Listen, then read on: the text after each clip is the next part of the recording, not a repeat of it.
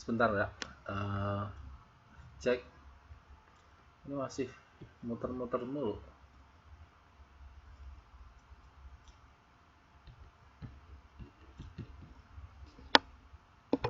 Cek ya.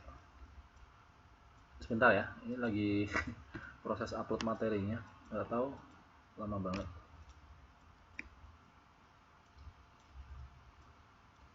Baru 75%.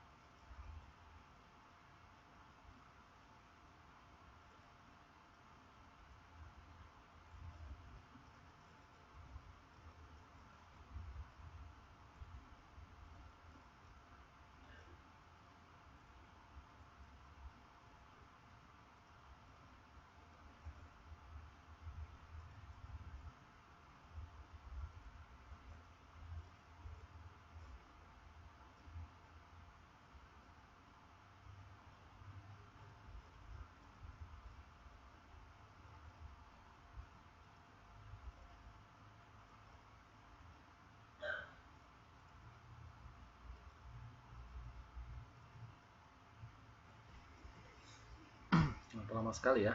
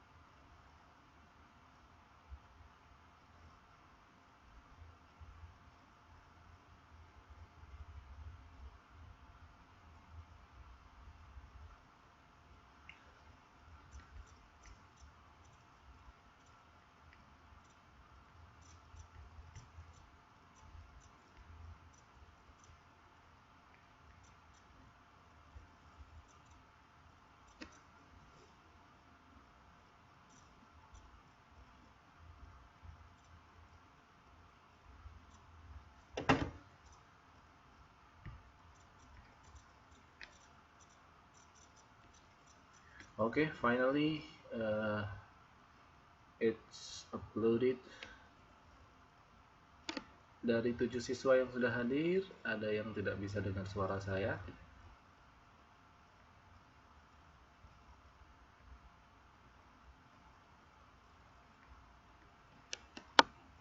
Cek dan recheck.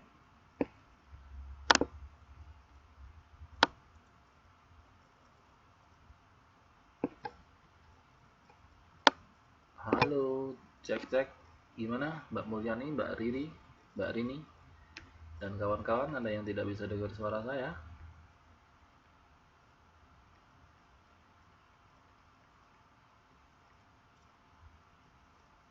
Gambar jelas nggak?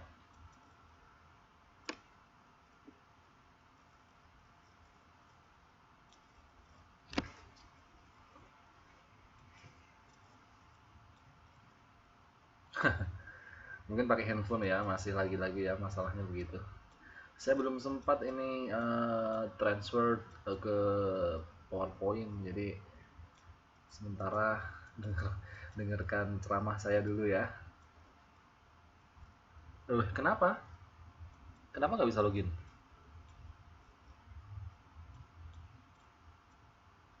Ada kelas sebelum ini.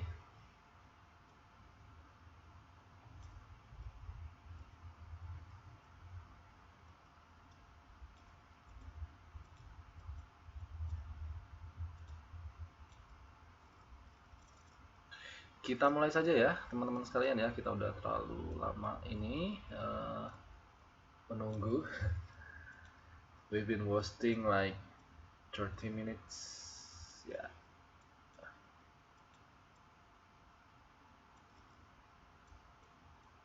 Oh, sorry. Tadi aduh, ini ya apa namanya, kelasnya saya biasanya saya centang login without apa namanya, masuk masuk kelas tanpa login.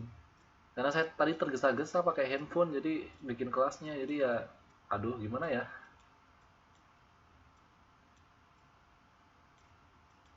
Pakai Facebook, Mbak, coba. Biasanya pakai Facebook bisa tuh. Oke deh, yang lain nanti biar biar ini apa namanya nyusul ya, karena memang kendala di login. Mau gimana lagi? Tadi kesalahan saya dalam membuat link kelasnya. Biasanya saya uh, double check untuk login tanpa memasukkan masuk kelas tanpa login gitu. Biasanya saya check up. Tadi mungkin tidak saya cek, saya centang gitu, jadi ya terpaksa kalian login pakai email dan password gitu ya. Tapi nggak apa-apa lah ya, sudah terlanjur gimana lagi. Ya kita mulai saja kelas kita pada malam hari ini teman-teman sekalian. Sebelumnya assalamualaikum warahmatullahi wabarakatuh. Selamat malam, selamat bermalam Selasa, selamat bersenin malam ya, bersama dengan saya Pak Arik di kelas IPS untuk kelas 7 semester 2. Dan malam hari ini kita sudah memasuki pertemuan yang ke-8.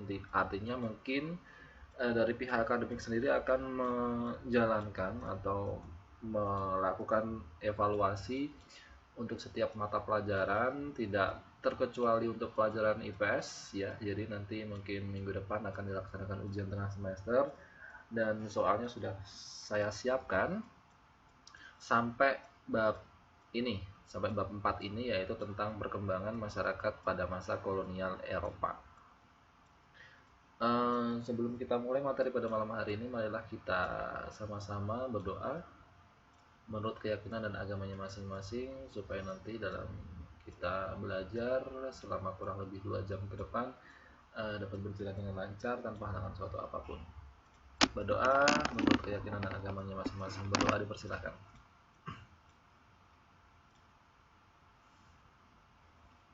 Berdoa selesai? Iya. Teman-teman sekalian, saya ingatkan lagi, jadi nanti ketika proses belajar mengajar berlangsung, teman-teman sekalian mengalami kendala, menemui kendala, baik suara saya tidak terdengar dengan jelas, terdengar jauh, atau sama sekali tidak terdengar, silakan nanti saya diinterupsi kalau misalnya teman-teman sekalian masih bisa connect dengan chat ya, ataupun nanti bisa lewat teman kalian yang masih bisa online, sehingga nanti saya bisa pantau kira-kira nanti yang menjadi masalah di server saya atau di server teman-teman sekalian. Kemudian kita abaikan untuk yang whiteboard ya, karena sebagian tidak bisa lihat materi yang saya tampilkan di sini karena mungkin resolusi handphonenya tidak support dengan apa namanya, dengan materi PDF atau modul yang saya uploadkan ini. Jadi untuk sementara yang bisa mengakses materi saya hanya teman-teman sekalian yang menggunakan PC atau laptop. Mungkin tablet sebagian besar karena mungkin resolusinya bisa support ya, tapi kalau handphone mungkin dengan handphone dengan layar 3,5 inch sampai 4 inch, 4,5 inch mungkin belum support ya, dan terlalu besar mungkin tidak bisa tercover screennya. Ini kenapa tidak bisa jalan ya. Ya teman-teman sekalian, untuk kelas 7 semester 2 ini, malam hari ini kita akan melanjutkan sejarah-sejarah yang sudah kita bahas di pertemuan minggu lalu. Jadi dua tahapan sejarah yang sudah kita pelajari adalah sejarah tentang masuk dan berkembangnya agama Hindu dan kebudayaannya di Indonesia hingga kita sampai masih menemui peninggalannya. Kemudian diteruskan dengan sejarah Islam yang sampai sekarang kita masih menemui agama Islam itu masih bertengger di Indonesia gitu ya, beserta kebudayaan-kebudayaannya. Kemarin kita sudah bahas sejarahnya. Nah, sekarang kita akan lebih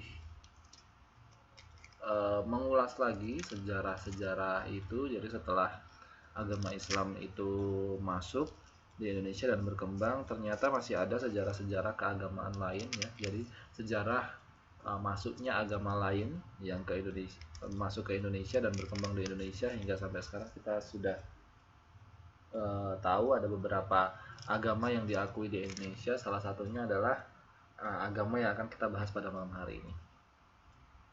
Ya, malam hari ini kita akan lebih membahas tentang perkembangan masyarakat pada masa kolonial Eropa, karena kita ketahui ya, bangsa Indonesia ini kan diduduki oleh bangsa-bangsa Eropa kurang lebih 350 tahun, yaitu terutama Belanda, sebagian Portugis, Inggris dan sebagainya yang menjajah di Indonesia.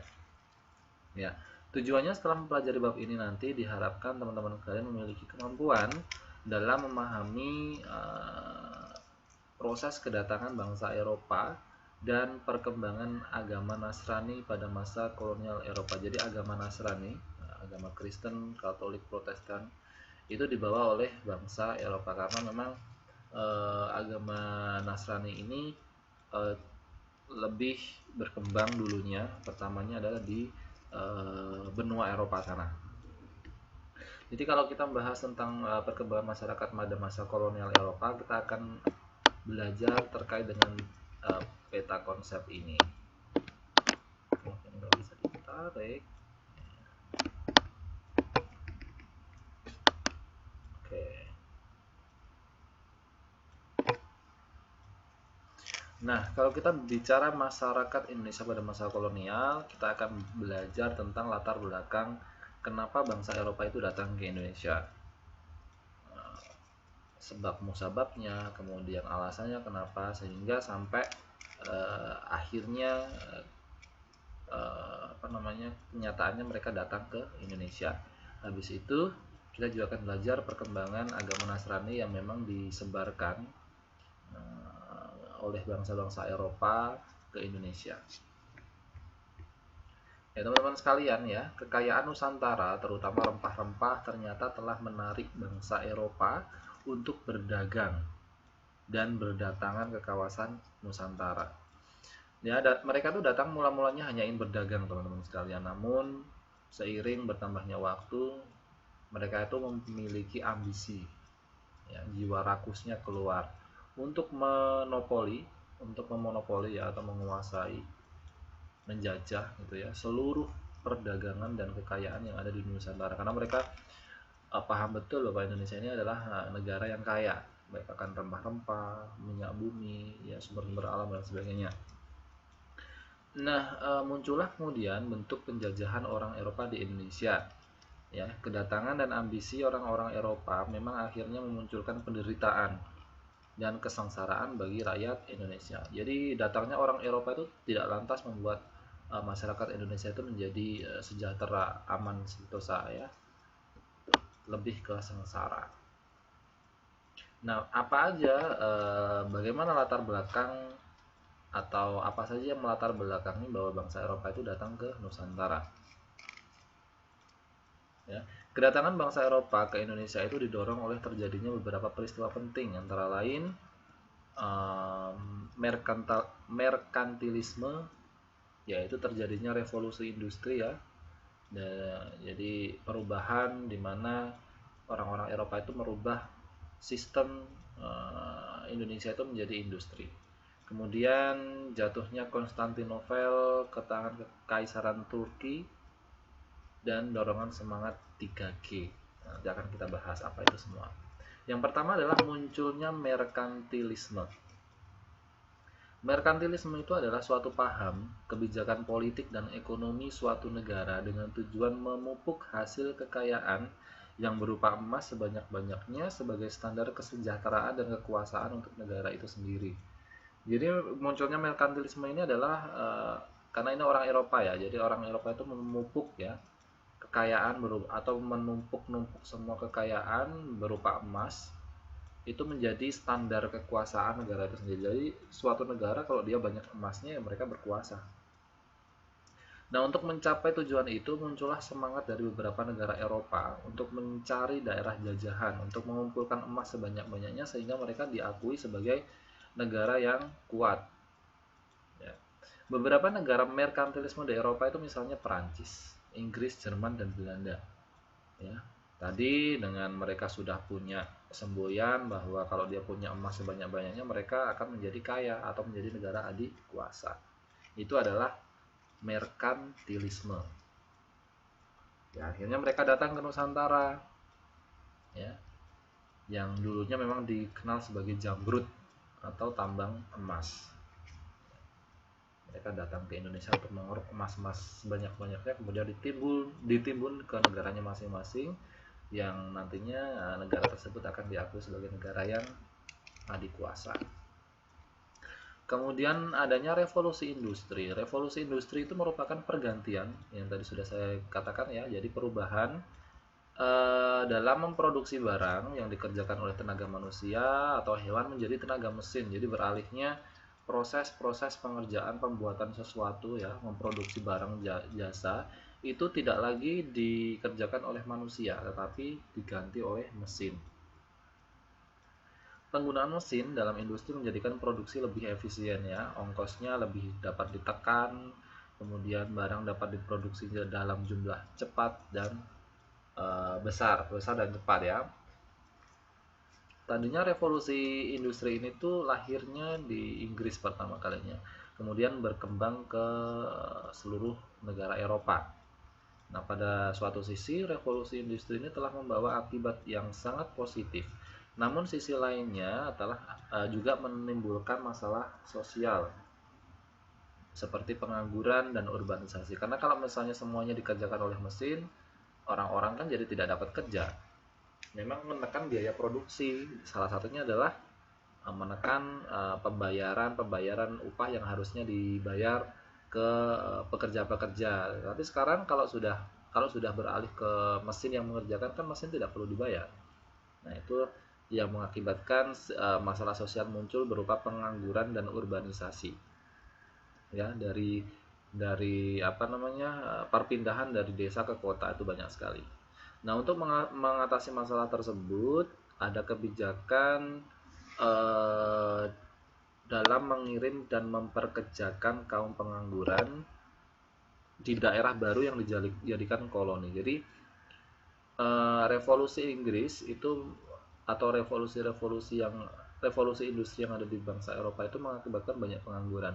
Nah, untuk menghadapi masalah sosial tersebut, orang-orang yang nganggur itu kemudian dikirim ke sebuah daerah untuk dipekerjakan ya. Salah satunya adalah di Indonesia sebagai daerah jajahan. Itu yang dilakukan oleh bangsa Eropa waktu itu. Itu revolusi industri. Kemudian yang ketiga adalah peristiwa jatuhnya Konstantinopel ke tangan Kekaisaran Turki Utsmani tahun 1453. Jadi Sultan Muhammad II, penguasa Turki Islam pada dinasti Utsmani, berhasil merebut kota Istanbul ya pada tahun 1453.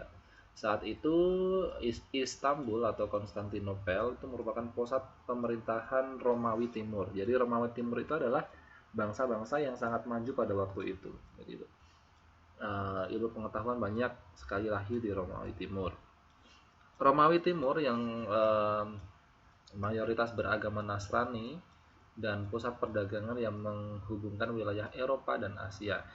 Nah, karena Konstantinopel itu jatuh, maka perdagangan di Laut Tengah sana itu dikuasai oleh pedagang Islam. Kemudian hal ini mendorong para pedagang Eropa itu mencari jalan lain di kawasan Laut Tengah untuk mencapai penghasil rempah-rempah yaitu di Indonesia. Jadi mereka pindah ke Indonesia karena jatuhnya Konstantinopel itu. Nah, ada juga semangat 3G.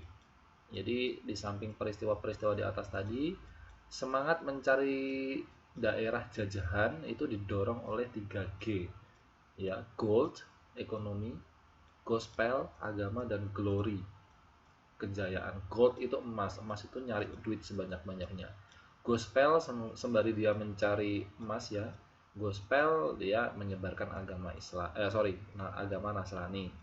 Dan glory dia mencapai kejayaan. Jadi kalau semakin dia menimbun emas, dia akan semakin berjaya. Nah, itu dia. Dari segi ekonomi atau emas ya, gold, ambisi mereka terkait dengan upaya mencari untung yang besar melalui kegiatan perdagangan, terutama rempah-rempah. Perdagangan rempah-rempah seperti lada, cengkeh, dan pala merupakan bagian penting dalam kegiatan perdagangan di Eropa. Dan agamanya pun juga mereka menyebarkan agama Kristen ya. Ya tadi sudah saya katakan. Oke. Nah, itu tadi adalah alasannya. Nah, proses datangnya bangsa Eropa ke Nusantara ini ceritanya sebagai berikut ya. Ceritanya tidak terlalu jelas. Ya. Yang pertama datang adalah bangsa Portugis. Tahun 1511 Portugis di bawah pimpinan Alfonso da Albuquerque ya berhasil menguasai Malaka. Dari Malaka, Portugis kemudian memperluas pengaruh perdagangannya ke Indonesia. Mula-mula si Alfonso ini mengirim serangan ke Aceh, tetapi serangannya gagal ya. Selanjutnya Alfonso menyerang lagi ke Maluku. Kemudian disusul dengan serangan ke Ternate dan Tidore. Mereka semua diterima dengan baik di Maluku, Tidore, dan Ternate, tapi tidak di Aceh tadi ya. Di Maluku, hubungan Portugis dengan Ternate ini mantap sekali ya, terjalin sangat kuat, sehingga pada tahun 1522 ini Portugis mendirikan benteng yang namanya Saint John di Ternate. Nah, kedudukan ini kemudian sangat kuat, yang kemudian Portugis ini menguasai semua kegiatan perdagangan rempah-rempah di Maluku. Nah, itu tadi Portugis. Beda lagi dengan Spanyol. Setelah Portugis yang datang, ternyata Spanyol yang datang ya. Kabar Portugis itu berhasil menguasai beberapa kawasan di Indonesia ini membuat berita tersebut sampai di negara Spanyol, yang akhirnya mendorong bangsa-bangsa Eropa yang lain itu datang berbondong-bondong ke Indonesia untuk mencari untung. Kalau tadi Portugis itu lebih berpusat di Ternate, nah si Spanyol ini tertarik bersekutu dengan Tidore yang menjadi lawan dari Ternate. Nah, maka dari itu selanjutnya terjadi persaingan antara Portugis dan Spanyol di kawasan Maluku tersebut, yang kemudian Spanyol juga ikut-ikutan membangun benteng di Tidore. Akhirnya sama-sama membangun benteng, terjadi persaingan antara Portugis dan yang berkoloni dengan Ternate, dan Spanyol yang bersekutu dengan Tidore. Akhirnya pada tahun 1527 terjadi pertempuran Ternate dan Tidore yang sama-sama dibantu oleh Spanyol dan Portugis. Benteng yang dibangun Spanyol di Tidore itu dapat direbut oleh Ternate dan Portugis. Portugis dan Spanyol sadar kerugian yang ditimbulkan akibat persaingan itu. Untuk mengatasi masalah tersebut, tahun 34 atau 1534 keduanya menyepakati diadakan perjanjian Saragossa. Isinya antara lain Maluku menjadi daerah pengaruh kegiatan Portugis dan Spanyol harus meninggalkan Maluku dan memusatkan diri di Filipina. Akhirnya Maluku ini dimenangkan Portugis dan Spanyol harus minggat ke Filipina. Nah, yang membuat Portugis ini menjadi kokoh di Maluku ya. Akhirnya setelah dia berjaya di Maluku, Portugis ini mulai memonopoli atau menguasai perdagangan. dan memiliki ambisi untuk menanamkan kekuasaan di Maluku. Itulah sebabnya rakyat dan Raja Ternate kemudian menentang Portugis. Nah, ini gongnya. Akhirnya setelah Portugis dan Spanyol datang, Belanda nih yang kemudian datang. Keberhasilan bangsa Portugis dan Spanyol itu mendorong bangsa Belanda ingin mencari juga hasil rempah-rempah sebanyak-banyaknya di Indonesia ya, di bawah pimpinan Cornelis de Houtman pada tahun 1596. Jadi setelah Belanda juga mendengar ya desas-desus atau kabar dari Portugis dan Spanyol yang mereka berhasil menguasai Indonesia, ternyata bangsa Belanda ini ikut-ikutan tuh datang ke Indonesia untuk mencari sumber alam atau rempah-rempah yang menjadi ciri khas Indonesia Nusantara kita ya, sebagai penghasil rempah-rempah yang cukup besar. Itu si Belanda ini memiliki keinginan langsung mengambil rempah-rempah itu langsung dari sumbernya, yaitu di Indonesia. Jadi pasukan Belanda pertama kali datang ke Indonesia itu di bawah pimpinan Cornelis de Houtman tahun 1596. Pertama kali hadir atau pertama kali datang ke Indonesia atau mendarat di Indonesia, bangsa Belanda ini yang dipimpin tadi oleh Cornelis de Houtman itu mendarat di Banten pertama kali. Kalau tadi Portugis di wilayah Maluku, Spanyol juga, tapi kalau Belanda ini di wilayah Banten. Mulanya kedatangan orang-orang Belanda ini diterima dengan baik. Namun dulu itu orang Belanda itu terkenal dengan sikapnya yang sombong, congkak dan kasar. Dan akhirnya setelah orang-orang Banten ini mengetahui sifat-sifat orang Belanda yang congkak, sombong, dan kasar, akhirnya Belanda pun diusir dari Banten. Minggat tuh si Belanda ya. Kemudian tahun 1598, 2 tahun setelahnya, ada rombongan dari Belanda itu datang lagi, tapi beda pimpinan. Kalau tadi yang pertama Cornelis de Houtman bawa rombongan Belanda ke Banten, karena sikapnya, sifatnya tidak baik, akhirnya diusir. Kemudian datang lagi rombongan Belanda dengan pimpinan lain, yaitu Van Neyt dan Van Heemskerk, datang juga di Banten. Kali ini mereka dapat diterima baik-baik. 1 tahun setelahnya datanglah armada yang dipimpin oleh Jacob van Eyck di Maluku. Karena rakyat Maluku itu sedang bersengketa dengan Portugis, kedatangan orang Belanda ini diterima dengan baik. Ya, rombongan orang Belanda akhirnya mendapatkan keuntungan yang sangat banyak. Ya, tadi karena adanya sengketa ya, sudah pernah 2 kali didatangi oleh bangsa Eropa, yaitu Portugis dan Spanyol, dan akhirnya mereka terjadi sengketa. Ketika ada bangsa lain datang dengan sifat yang berbeda 180 derajat ataupun sedikit berbeda dengan bangsa sebelumnya yang datang, ternyata Belanda ini lebih diterima dengan baik di Maluku, yang membuat si Belanda ini menjadi untung yang sangat banyak. Oke, kita teruskan.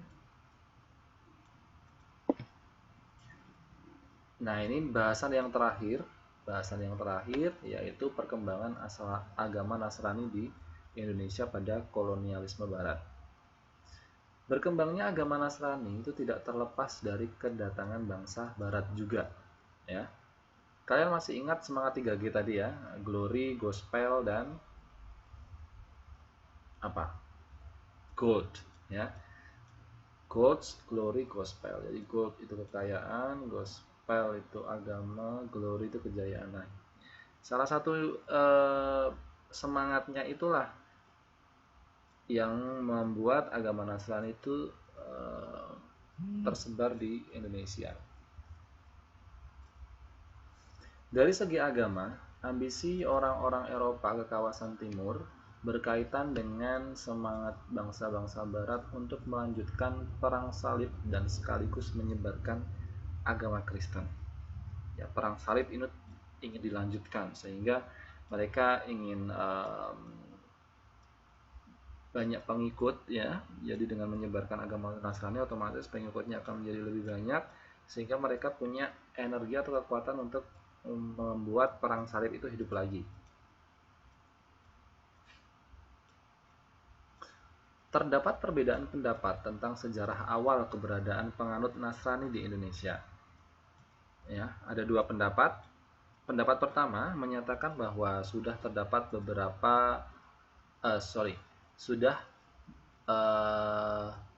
ada atau terdapat orang yang beragama Nasrani sebelum bangsa Barat itu datang ke kepulauan Indonesia dan kemudian menyebarkan. Ternyata ada dua pendapat. Yang pertama, memang di Indonesia itu sudah ada agama Nasrani sebelumnya, ya. Itu anggapan yang pertama, yaitu pada abad ke-7, karena dengan diketemukannya orang yang beragama Katolik di Barus dan Sibolga. Hal ini juga diperkuat dengan keberadaan penganut Nasrani di Sumatera Selatan, Jawa, dan Kalimantan pada abad ke-13 dan ke-14. Jadi abad-abad sebelum bangsa Belanda itu datang, atau bangsa Eropa, bangsa Barat itu datang ke Indonesia kemudian menyebarkan agama Nasrani. Ternyata pendapat yang pertama ini menyatakan bahwa Indonesia itu sudah memiliki orang-orang yang menganut agama Nasrani, dibuktikan dengan diketemukannya orang yang beragama Katolik di Barus dan Sibolga, dan juga adanya penganut agama Nasrani di Sumatera Selatan dan Kalimantan serta Jawa pada abad ke-13 dan 14 sebelum bangsa Barat datang. Sedangkan pendapat kedua menyatakan kehadiran penganut Nasrani itu baru ada setelah kehadiran orang Barat. Pendapat ini berpegang pada peristiwa-peristiwa pemandian terhadap penduduk Halmahera pada tahun 1534.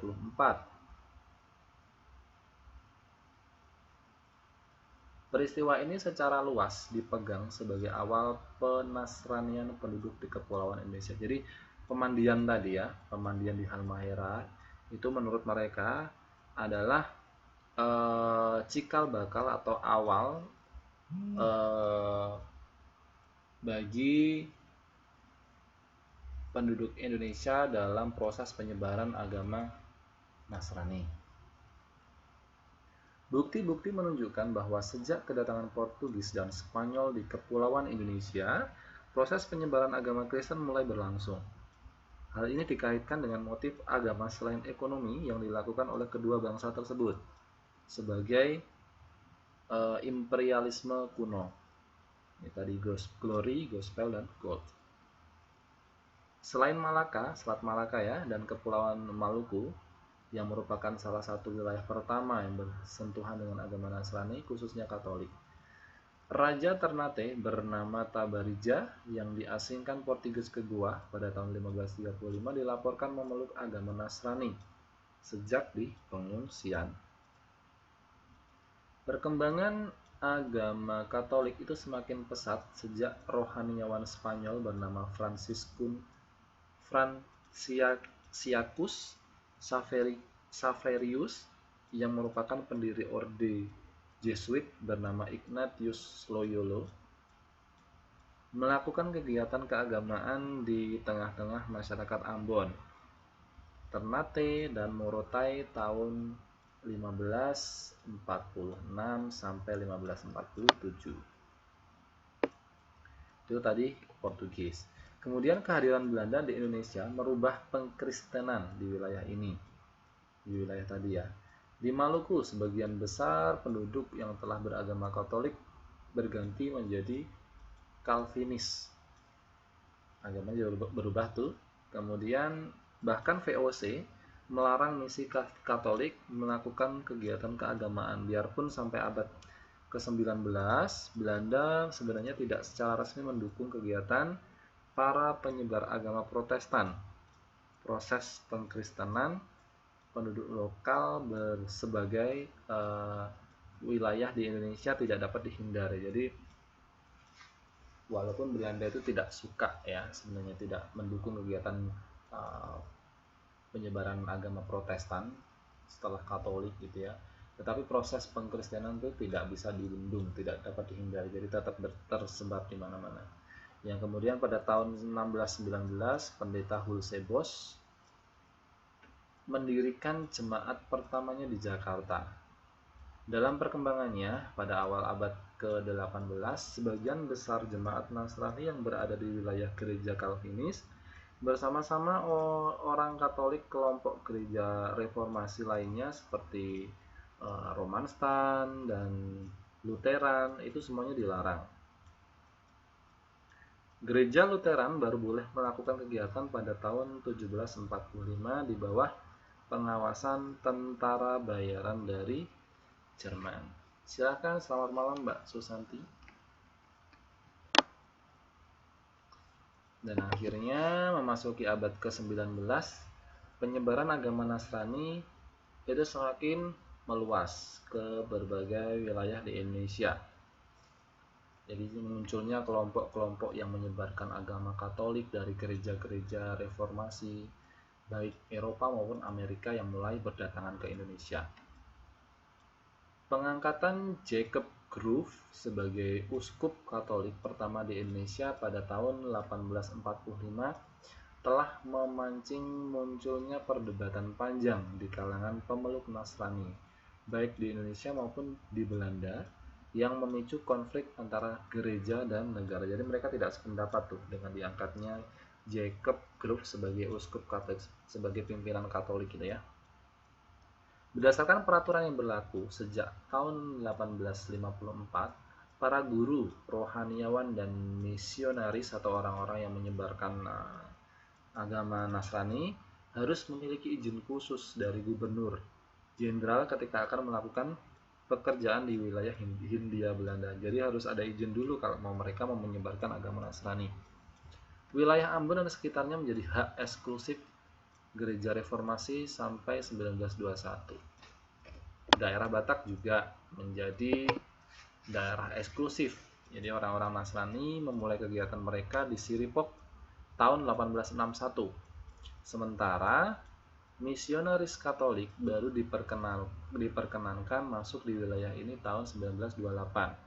Begitu pula di wilayah Papua yang dikuasai oleh Belanda, jemaat Katolik di Flores dan Timor bagian barat diserahkan kepada Serikat Sabda Allah. Itu dia. Jadi bab ini tidak terlalu banyak materinya. Jadi peristiwa berkembangnya agama Nasrani di Indonesia itu tidak serumit ketika agama Hindu dan Buddha ataupun agama Islam datang ke Indonesia. Tidak serumit itu ya.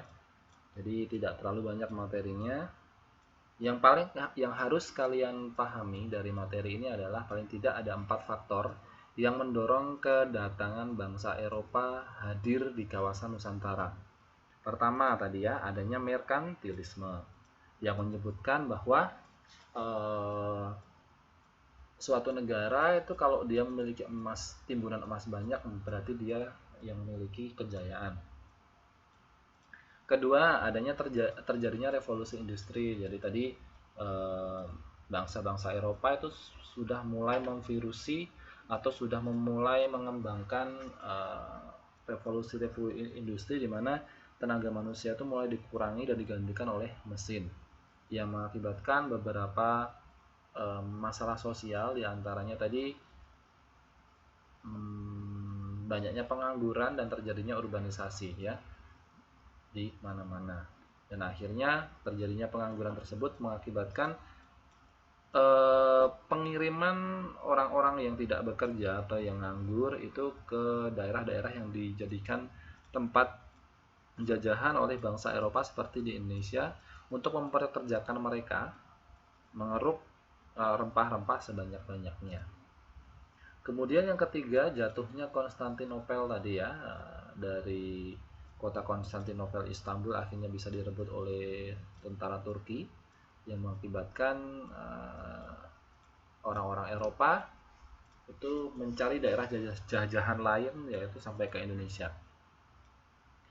Dan yang keempat adalah semangat 3G tadi, glory, gold, gospel, yaitu mencari uang atau rempah-rempah sebanyak-banyaknya, kemudian mencari kejayaan dan juga menyebarkan agama Nasrani. Dan yang penting juga sebagai pengingat buat kalian adalah tahun 1511 ya, Portugis di bawah pimpinan Alfonso berhasil menguasai Malaka. Yang Malaka ini oleh Portugis ini diperluas pengaruhnya dan perdagangannya di Indonesia. Kemudian tahun 1522 Portugis ini mendirikan benteng pertahanan Saint John di Ternate. Dengan kedudukan yang semakin kuat, Portugis kemudian menguasai kegiatan perdagangan di Maluku. Dan akhirnya keberhasilan Portugis ini menjadikan Spanyol ini tertarik juga untuk datang ke Indonesia.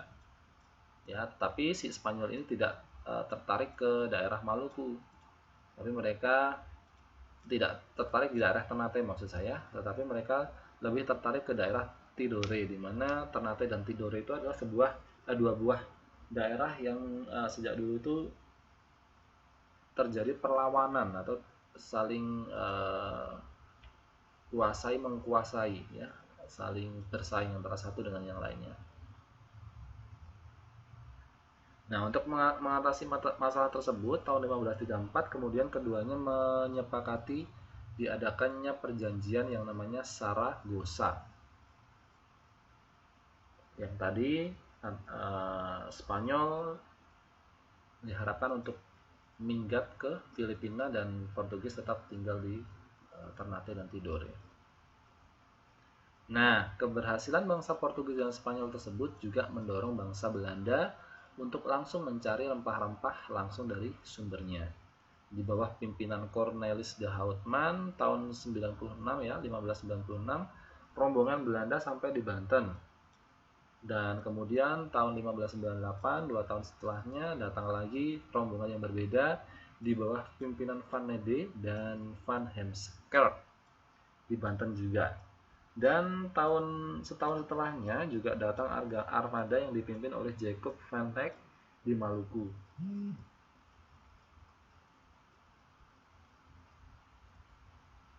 Kedatangan orang-orang Belanda ini diterima dengan baik. Berkembangnya agama Nasrani di Indonesia ini juga tidak lepas dari kedatangan bangsa Barat. Salah satunya karena semangat glory, gospel, dan gold. Ya, salah satunya adalah gospel tadi dari segi agama. Nah, mereka berambisi orang-orang Eropa datang ke kawasan timur berkaitan dengan adanya semangat tersebut. Ya, terdapat kemudian perbedaan pendapat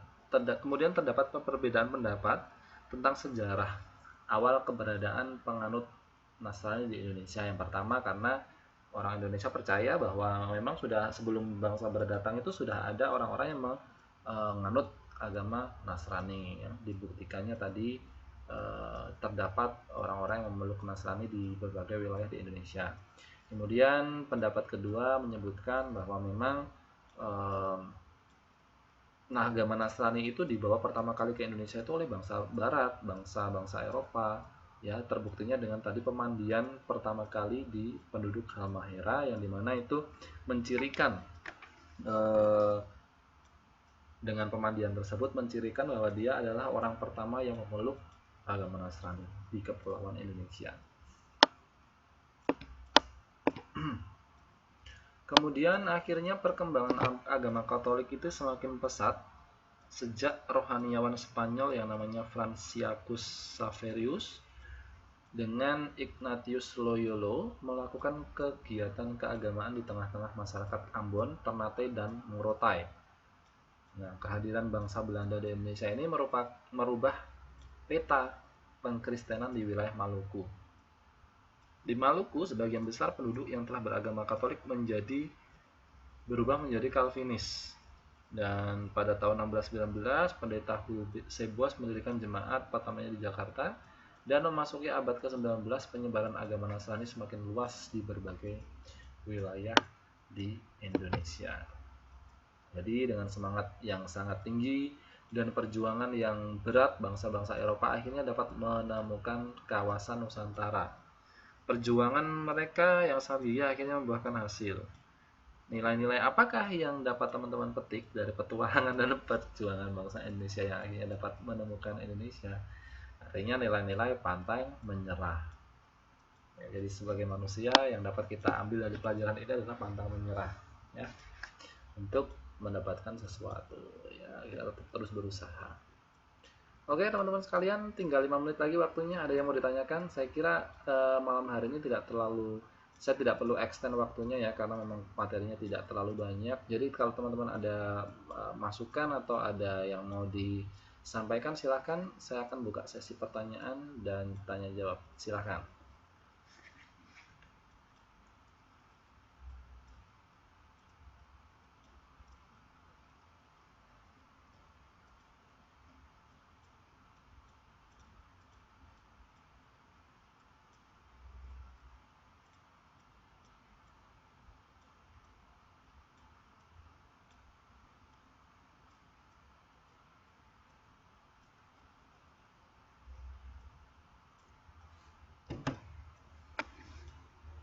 Saragossa itu nama perjanjian, Mbak. Jadi Saragossa itu ada dua macam isinya. Yang pertama adalah Portugis tetap berada di wilayah Indonesia, memenangkan itu apa namanya daerah jajahan, yaitu Tidore dan Ternate, dan Spanyol harus meninggalkan daerah jajahan ke Filipina.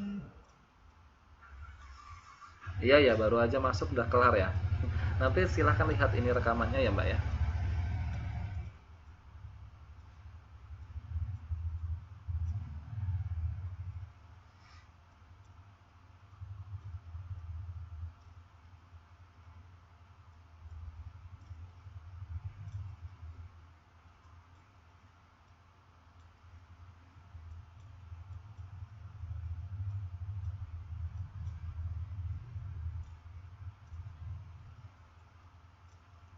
Oke, kalau tidak yang ditanyakan, nanti akan segera saya uploadkan materinya.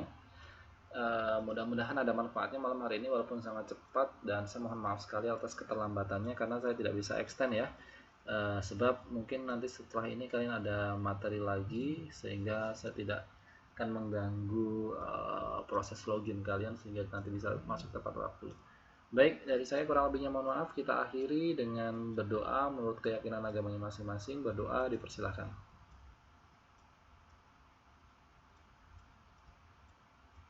Berdoa selesai, kita akan ketemu lagi di pertemuan yang akan datang.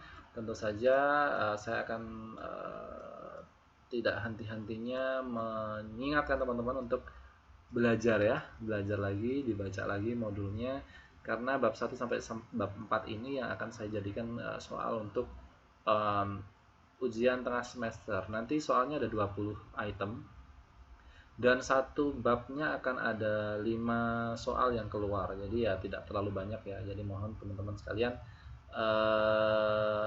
belajar dan dipelajari dengan seksama. Insya Allah nanti teman-teman sekalian bisa mengerjakan dan nilainya akan bagus-bagus. Dari saya kurang lebihnya mohon maaf. Saya akhiri dengan salam. Selamat malam, assalamualaikum warahmatullahi wabarakatuh. Selamat beristirahat dan sampai jumpa lagi di pertemuan yang akan datang. See ya, one and thank you.